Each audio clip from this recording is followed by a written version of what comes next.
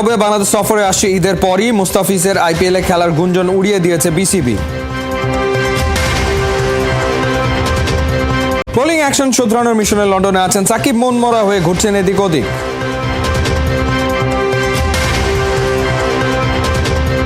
বুধবার সৌদি আরবে যাচ্ছেন জামাল ভুঁইয়ারা, ভারত ম্যাচের জন্য প্রস্তুত হবে লাল সবুজের প্রতিনিধিরা। চ্যাম্পিয়ন্স লিগের হাই ভোল্টেজ ম্যাচে মুখোমুখি দুই সিটি রাইভাল, আতলেতিকো মাদ্রিদের প্রতিপক্ষ রিয়াল। ঈদের পরই বাংলাদেশ সফরে আসছে জিম্বাবুয়ে, যেখানে শুধু 2 ম্যাচের টেস্ট সিরিজই খেলবে দুদল। এদিকে নিউজিল্যান্ডের সফর নিশ্চিত করতে দেশটার 2 সদস্যের প্রতিনিধি দল ঢাকাতে। অন্যদিকে মুস্তাফিজের আইপিএল খেলতে যাবার গুঞ্জন একরকম উড়িয়ে দিয়েছেন বাংলাদেশ ক্রিকেট বোর্ডের কর্তারা। ঠিক এই ছবিটার মতোই শেষের সারিতে থেকে চ্যাম্পিয়ন্স ট্রফি থেকে দেশে ফিরেছে নাজমুল শান্তরা। ভক্তদের হতাশা, সেলফির আবদার মেটালেও সম্মুরা মেটাতে পারেনি প্রত্যাশা। বাজে সময়টা ভুলতে একটা ভালো সিরিজই যথেষ্ট। খুব ভালো হয় যদি দলটা হয় জিম্বাবুয়ের মতো। সবাই বলে টাইগারদের প্রিয় প্রতিপক্ষ, সেই জিম্বাবুয়ে টাইগারদের খারাপ সময়ে আরও একবার সাড়া দিল।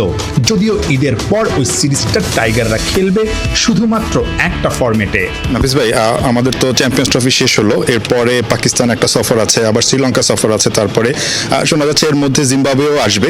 জিম্বাবুয়ের এই যে সফরটা বাংলাদেশে, সেটা আসলে কোন কোন ফরম্যাটে খেলা হতে পারে বা কোন জায়গা থেকে আসলে চিন্তা করে জিম্বাবুয়েকে আনা হচ্ছে বা আনার চিন্তা ভাবনা করা হচ্ছে আর কি? আচ্ছা, না, গত বছর বাংলাদেশের জিম্বাবুয়ে সফর ছিল, যেই সফরের মূল স্ট্রাকচার ছিল 2টা টেস্ট 3টা টি20। কিন্তু গত বছর যেহেতু আমরা টি20 ওয়ার্ল্ড কাপ খেলেছিলাম, আমরা এই কারণে ওই সিরিজটা রিশিডিউল করে 5টা টি20 খেলেছিলাম। আমাদের 2টা টেস্ট ম্যাচ কিন্তু খেলা বাকি ছিল। Bangladesh cricket board test cricket খেলাটা আমাদের one of the top priorities. So আমরা ওই 2টা টেস্ট ম্যাচ যে গত বছর হয়নি, ওইটা আমরা আমাদের overall number of test matches থেকে কমাতে চাইনি। ওই সিরিজটাই রিশিডিউল হয়ে এই বছর এপ্রিল মেতে এসেছে। আমরা 2টা টেস্ট খেলবো। জিম্বাবুয়ে আসছে নিউজিল্যান্ডও বকেয়া থাকা ট্যুরে বাংলাদেশে আসতে চাচ্ছে। নিউজিল্যান্ডের প্রতিনিধি দলও চলে এসেছে ঢাকাতে। চূড়ান্ত সিদ্ধান্ত হবে সবকিছু ঠিকঠাক আছে কিনা সেটা দেখার পরে। তবে নিউজিল্যান্ড জাতীয় দল না, তাসমান পার্ক থেকে দেশটার এ দল বাংলাদেশে আসছে। গত 2024 সালে নিউজিল্যান্ড এ টিমের বাংলাদেশ সফর করার কথা ছিল, কিন্তু আনঅ্যাভয়েডেবল সার্কামস্টেন্সের কারণে এটা আমাদের রিশিডিউল করতে হয়। তো আশা করছি আমরা 2025 সালে এই নিউজিল্যান্ড এ টিমকে হোস্ট করতে পারবো। তো কিছু ক্রিকেট বোর্ড আছে যাদের এটা একটা রেগুলার প্রোটোকলের মধ্যে পড়ে যে তারা কোনো একটা জায়গায় ট্যুর করার আগে তাদের প্রতিনিধি দল পাঠায়। তো তারা এসেছে এবং এটা তাদের রুটিন একটা ওয়ার্ক। তারা এসেছে, তারা ঢাকাতে দেখেছে এবং আগামীকালকে আমাদের সিলেট ট্রিপও আছে। নর্মালি আমরা এ টিমে লঙ্গার ভার্সন এবং ওয়ানডের উপরেই প্রাধান্য দিয়ে থাকি। যেমন আমরা গত বছর ওয়েস্ট ইন্ডিজের যখন খেলেছিলাম তখন এটা ওদের প্রাধান্যের উপর 3টা 4-ডে ম্যাচ খেলেছিলাম। বাট সচরাচর এই টিমের সিরিজগুলো 2টা 4-ডে এবং 3টা ওয়ানডে ম্যাচই থাকে। আমরাও তো রেগুলার ফর্মেটেই যাবে হয়তো ইনশাল্লাহ। সব মিলে টাইগারদের ব্যস্ত সময় কাটছে। প্রিমিয়ার লিগ চলমান, কিন্তু খেলছেন না মুস্তাফিজুর রহমান।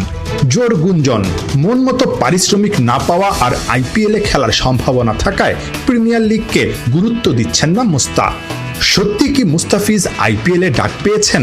বিসিবিতে এনওসির জন্য কি আবেদনও করেছেন?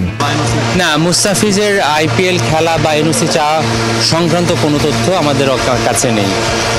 বোলিং অ্যাকশন শোধরানোর মিশনে লন্ডনে আছেন সাকিব। মাঝে সাঝেই মন মরা হয়ে ঘুরছেন এদিক ওদিক। সাকিবের ক্রিকেটার বন্ধু ইমরুল কায়েস বলছেন, প্রায় কথা হয় বাংলার ক্রিকেটের সুপারম্যানের সঙ্গে। দেশের মাঠ থেকে সাকিব অবসর নিতে না পারা সবার জন্যই বিব্রতকর ও লজ্জাজনক মনে করেন ইমরুল কায়েস। তিনি দেশেও আসতে পারছেন না, বোলিংটাও আসলে করতে পারছেন না। সব কিছু মিলে কথা হয় কিনা বা কি মনে হয় যে তার ফিউচারটা আসলে ক্রিকেটার সাকিব আল হাসানকে কি আমরা হারিয়েই ফেললাম নাকি? না, অবশ্যই দেখেন, সাকিবের মতো প্লেয়ারকে আমরা যদি এভাবে বিদায় না দিতে পারি, উইচ ইজ আমাদের জন্য আসলে একটা লজ্জা বলেন, আমাদের ব্যর্থতা। কিভাবে সাকিব আল হাসানও এটাই চেয়েছিলেন? আপনি যখন এই গার্ড অফ অনার পেলেন, প্রেস কনফারেন্স করলেন, ব্যাক অফ দ্য মাইন্ডে নিশ্চয়ই সাকিবের কথা মনে পড়েছিল যে ও পেতে পারতো, ডিজার্ভ করে। আমার মনে হয় সাকিবের আরও ভালোভাবে পাওয়া উচিত ছিল। চারিদিকে দর্শক থাকতো, মানুষ তাকে দেখতো, তালি দিত, সবাই দাঁড়ায় থাকতো, ও মাঠ থেকে টুপিটা দেখাইতো মানুষকে। মানে আমার মনে হয় যে ওই ধরনের মানে সে কিছু অ্যাচিভ করে বাংলাদেশ ক্রিকেট থেকে। না দেখুন, কষ্ট অ্যাজ এ প্লেয়ার হিসেবে আমাদের সবারই খারাপ লেগেছে, আমার না একা না। যারা মানে আপনি যদি তামিমকেও জিজ্ঞেস করেন, তামিমও একই কথা বলবে যে সাকিবের এই সম্মানটা এইভাবে নেওয়া ঠিক না, আরও ভালোভাবে নেওয়া উচিত। অ্যাজ এ মানে আপনি যদি কলিগ হিসাবে বা প্লেয়ার হিসাবে জিজ্ঞেস করেন, কে ভালোভাবে নেয়। ভারত অস্ট্রেলিয়া ম্যাচ মানেই উত্তেজনা ছড়াছড়ি। চ্যাম্পিয়ন্স ট্রফির সেমিফাইনালে যা উস্কে দিয়ে স্মিথ আর জাদেজা হলেন মুখোমুখি। তবে এই ব্যাটেলে শেষ হাসিটা হাসলেন ভারতীয় অলরাউন্ডার। রক্তাক্ত হাত নিয়ে অজিদের দ্রুত গুটিয়ে দিতে রাখলেন অবদান। বিস্তারিত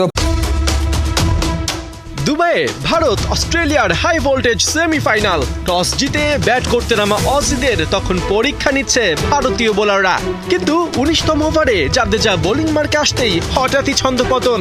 এর আগে 2 ওভার বল করলেও এবার তাকে ডেকে নেন আম্পায়ার রিচার্ড ইলিংওর্থ। জানিয়ে দেন তার বোলিং হ্যান্ডে বাঁধা ব্যান্ডেজ খুলতে হবে। মূলত অভিযোগটা এসেছিল অজি ক্যাপ্টেন স্টিভ স্মিথের তরফ থেকে। বোলিং হ্যান্ডে জাদেজার ব্যান্ডেজ নাকি তার আইসাইটে সমস্যা করছে।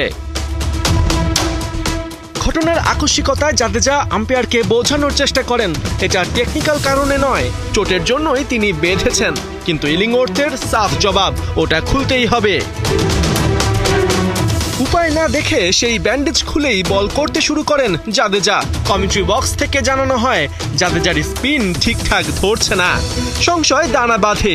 তবে কি ওই ব্যান্ডেজ বলে বাড়তি স্পিন আদায়ের জন্যই ছিল? না, চতুর্থ বলেই জাদেজা সব পরিষ্কার করে দেন। ফলো থ্রুতে বল ধরার জন্য ডাইভ দিতেই বাঁ হাতে খসা খেয়ে ব্যথায় কুকড়ে ওঠেন।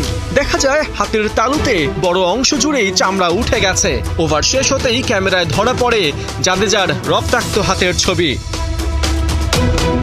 তবে এতেও থেমে থাকেননি রবীন্দ্র জাদেজা। 23তম ওভারে দারুণ এক কুইকারে তুলে নেন লাবুসেনের উইকেট। অজি ব্যাটারকে ফেরান 29 রানে। 4 ওভার বাদে জশ ইংলিশকেও 11 রানে ফিরিয়ে উদযাপনে মাতেন জাদেজা। বুঝিয়ে দেন সামর্থ্য থাকলে কোনো চোটই আটকে রাখতে পারে না। জেদকে অস্ত্র বানানোর কৌশলটা ভারতের ক্রিকেটাররা ভালোই জানেন। চ্যাম্পিয়ন্স ট্রফিতে এবার দ্বিতীয় ফাইনালিস্ট ঠিক করার পালা। যে পজিশনের জন্য মুখোমুখি হতে যাচ্ছে নিউজিল্যান্ড ও সাউথ আফ্রিকা। লাহোরে দ্বিতীয় সেমিফাইনালে 2 জায়ান্টের লড়াই শুরু বুধবার বিকাল 3টায়।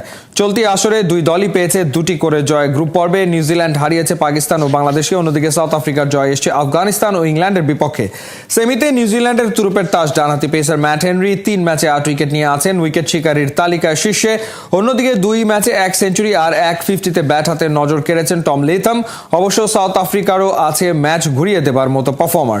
রিকেলডনের সেঞ্চুরি কিংবা ফন্ডার ডুসেনের জোড়া 50 প্রোটিয়াদের ব্যাটিং অর্ডারকে করেছে মজবুত। অন্যদিকে বল হাতে আগুন ঝরাতে মুখিয়ে আছেন উইয়ান মুল্ডার, মার্কো ইয়ানসেন ও কাগিজো রাবাদারা। চ্যাম্পিয়ন্স ট্রফিতে অস্ট্রেলিয়াকে হারিয়ে ফাইনালে গেল ভারত।